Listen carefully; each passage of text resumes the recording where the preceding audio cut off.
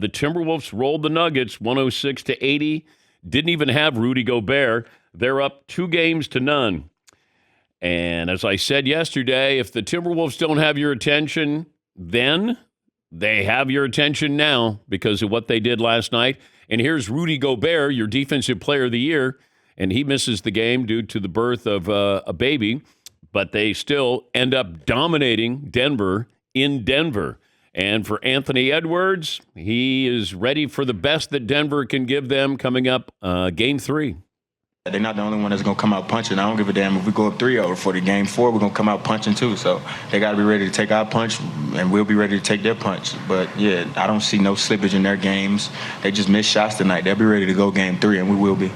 So the Timberwolves beat the Nuggets by 26, the biggest road playoff win in franchise history. All right, Seton, what's poll question we're going to start out with this first hour? Well, I was thinking of Anthony Edwards after last night, and it's being compared to Michael Jordan, right? Or being compared to Michael Jordan is awesome or a burden?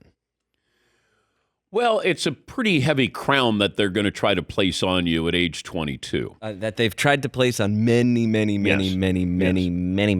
Even Reggie Miller yesterday said, look, you can't help but watch him and think, wow, he's got certain characteristics. But then Reggie did say he kind of reminds him of Dwayne Wade with a better jump shot. And I thought that was more accurate because Wade was such a slasher when he first started. And then you wondered if the physicality and the number of times he went to the floor, he would have a sustainable career.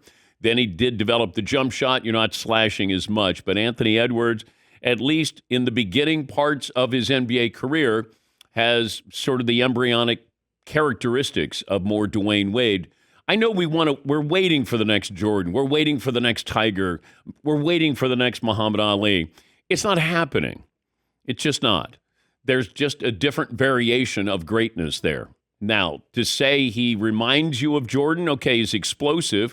Mike didn't do anything playoff-wise, didn't have a great team those first, 5 or 6 years. In fact, I think today's the anniversary of his jump shot over Craig Elo as they got out of the first round, beating the Cleveland Cavaliers. But I think what we're looking at is a very talented player at a very young age, and sometimes you don't see it coming until it's right there. The youth movement, oh, it's coming. No, it's here. Look around the league. It's here. You got a lot of 30-year-olds, but they aren't playing the way they once did because they're in their 30s. The NBA is being taken over by players in their 20s. Like it feels like Jason Tatum's old. What is he, 25, 26?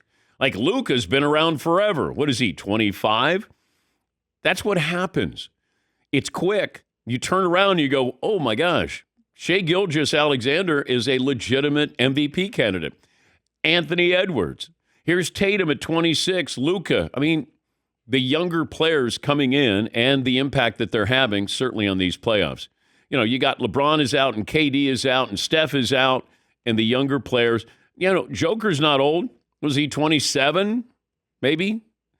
Jamal Murray.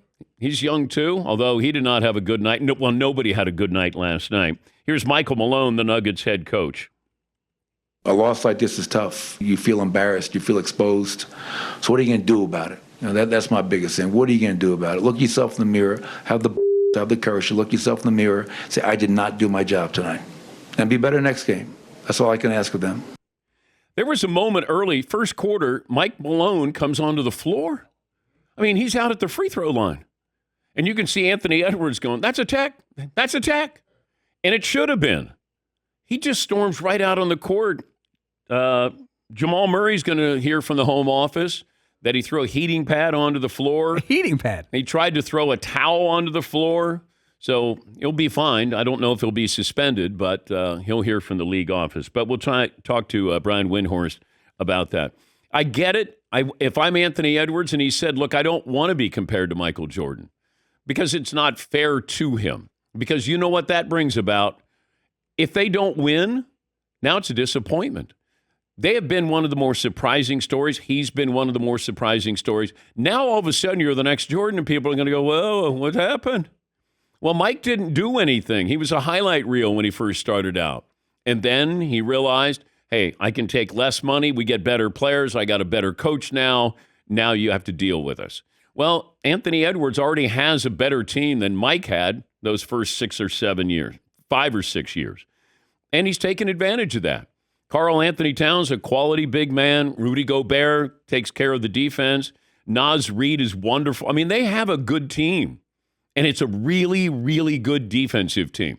And you get that feeling when you're watching Denver that somebody may have cracked the code. Now, it's only 2 games.